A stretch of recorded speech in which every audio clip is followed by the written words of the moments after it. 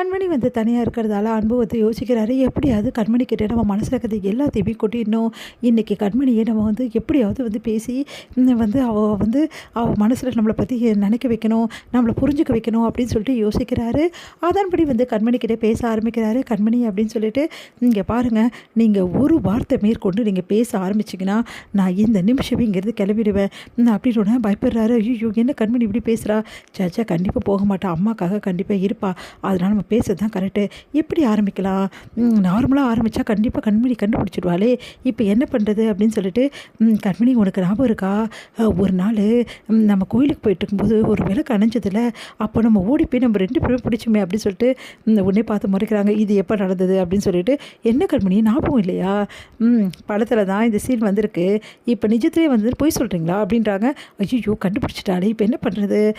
சரி, இல்லை கண்மணி உனக்கு ஞாபகம் இல்லாமல் போயிட்டுருக்குது, நிறைய விஷயங்கள் நமக்குள்ளே நடந்தது, இது எல்லாத்தையும் நீ மறந்துட்ட கண்மணி. நான் எங்கே மறந்தேன்? எல்லாத்தையும் மறக்கணும்னு தான் நினைக்கிறேன், ஆனால் தான் என்னால் மறக்க முடியல அப்படின்றாங்க.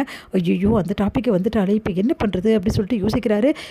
கண்மணி நான் சொல்ல வருது, நீங்கள் என்ன சொல்ல வரீங்க நல்லா தெரியுது, நீங்கள் ரொம்ப நல்லவர், உங்கள் மனசில் ஃபுல்லாக நான் தான் இருக்கேன், அதனால் வந்து நீ தப்பாக நினச்சிட்ருக்க கண்மணி அப்படின்னு தானே சொல்ல வரீங்க. இந்த மாதிரி கதையெல்லாம் ஓட்டாதீங்க, இதையெல்லாம் கேட்டு கேட்டு எனக்கு அழுத்து போச்சு, இதுக்கப்புறம் கேட்குறதுக்கு நான் தயாராக இல்லை. என்ன சொல்கிறா இவ?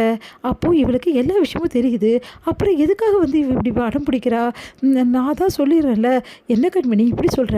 அப்போது உனக்கு நல்லா தெரியுது, என் மனசு ஃபுல்லாக நீ தான் இருக்கல்ல, அதுக்கப்புறம் ஏன் கண்மணி அப்படின்னோடனே, எனக்கு தெரியுது நீங்கள் எப்படி நடிக்கிறீங்கன்னு தெரியுது, அழகாக நடித்து என்னை ஏமாத்தலாம் நினைக்கிறீங்க, எனக்கு தெரியாதுன்னு நினச்சிங்கன்னா இவ்வளோ நாளும் இந்த விஷயத்தை தான் நீங்கள் சொல்லிட்டு இருந்தீங்க, இப்போ புதுசாக சொல்கிறதுக்கு என்ன இருக்குது அப்படின்னோடனே, கண்மணி ஏன் கண்மணி புரிஞ்சுக்காமல் பேச, சரி இவ்வளோ நாள் அவங்க கூட இருந்தேனே, என்னைக்காவது ஐ லவ் யூன்னு சொல்லியிருக்கேனா?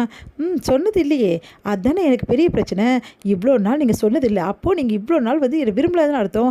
கண்மணி என்ன கண்மணி நீ இப்படி சொன்னால் அப்படி வர, அப்படி சொன்னால் இப்படி வர, நான் என்ன கண்மணி பண்ணுறது? நீங்கள் எதுவுமே பண்ண வேணாம், அமைதியாக இருந்தீங்கன்னா போதும், எனக்கு தூக்கமாக வருது, கை வேற வலிக்குது, நான் என்ன பண்ணுறதுன்னு தெரியல அப்படின்னோடனே, கண்மணி எனக்கும் தான் கை வலிக்குது, சரி நம்ம இப்படியே இருக்க முடியும் அப்படின்னோடனே, சரி கண்மணி நீ கவலைப்படாத, நான் இதுக்கு ஏதாவது வழி செய்கிறேன், இங்கே பாருங்கள் ஏதாவது வழி செஞ்சிங்கன்னா நான் போய் முதல்ல படுப்பேன் அப்படின்னோடனே, கண்மணி இங்கேருந்து போகக்கூடாது, ஏன்னா விலகு திடீர்னு நம்ம போகணுன்னு அணிஞ்சிச்சுன்னா என்ன பண்ணுறது அப்படின்னோடனே, அப்போ என்ன பண்ணுன்றீங்க, இப்படியே கை வச்சுட்டு உட்காந்துருக்க முடியுமா? வேறு ஏதாவது பண்ணி தானே ஆகணும். சரி கண்மணி டென்ஷன் ஆகாத, சரி ஏதாவது பண்ணலாம் அப்படின்னு சொல்லிட்டு பார்த்துட்டே இருக்காரு. உடனே வந்து கண்மணி தூக்கமாக வருது, அப்படியே வந்து சரியை பார்க்குறாங்க. கண்மணியோட கையை எடுத்துகிட்டு அவரோட தோள் மேலே சாய்ச்சிட்டு அப்படியே வந்து அங்கே வந்து இவரோட கையை மட்டும் வச்சுட்டு பக்கத்தில் இருந்த கல்லெல்லாம் எடுத்து வச்சு சரி பண்ணிவிட்டு அப்படியே கண்மணியை பார்க்குறாரு. கண்மணி அப்படியே தூங்கியே போகிறாங்க, ஒரு மடியில் தூங்க வச்சுக்கிறாரு. காலையில் எழுந்தோடனே எல்லாருமே வந்து பார்க்குறாங்க கண்மணி அன்பு என்ன பண்ணுறாங்கன்னு. பார்த்தா கண்மணி வந்து அன்போட மடியில் நல்லா படுத்து நல்லா தூங்கிட்டு இருக்காங்க. இங்கே பாட்டிக்கு அவ்வளோ சந்தோஷம், அன்பு அப்படி சொல்லிட்டு எழுப்புறாங்க. அன்புக்கு அவ்வளோ சந்தோஷம். உடனே வந்து கண்மணி பார்த்துட்டு, ஐயோ கண்மணி வந்து எப்படி இருக்கா பாருங்க அப்படின்னு இந்த விஷயத்தை எல்லாத்தையுமே வந்து வெள்ளா பார்த்துடுறாங்க. வெள்ளாவால் தாங்கிக்கவே முடியல, செம்ம டென்ஷன் ஆகிறாங்க. இங்கே என்ன நடக்குது அப்படின்னு சொல்லிட்டு பார்க்குறாங்க.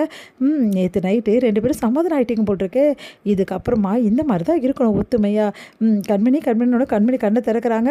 பார்த்தா அன்போட மடியில் கண்மணி இருக்கிறத பார்த்து டென்ஷன் ஆகிறாங்க. உடனே எழுந்துக்கிறாங்க.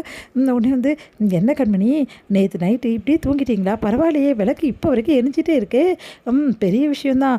2 பேரும் அந்தளவு வந்து பார்த்துருக்கீங்க விளக்க, கண்டிப்பாக உங்கள் வாழ்க்கை இதுக்கப்புறம் நல்லா தான் இருக்கும் அப்படின்னு சொல்லிட்டு பாட்டி வந்து சொல்லிட்டு போகிறாங்க. உடனே கண்மணி பார்த்து அன்பு முறைக்கிறாங்க. அன்பு வந்து சந்தோஷப்படுறாரு. இங்கே வந்து என்னென்ன கலைக்கிட்டே போல் இருக்கே அப்படி சொல்லிட்டு அண்ணியை ஒரே நைட்டில் சமாதானப்படுத்திட்டேன் அப்படின்னு ஒன்று சிரிக்கிறாரு. இது எல்லாம் பார்க்குற வெண்ணிலாவுக்கு வயிறாக ஏறுது, தாங்கவே முடியல, அப்படி டென்ஷனாக பார்த்துட்ருக்காங்க, என்ன பண்ணுறதுன்னு தெரியாமல்.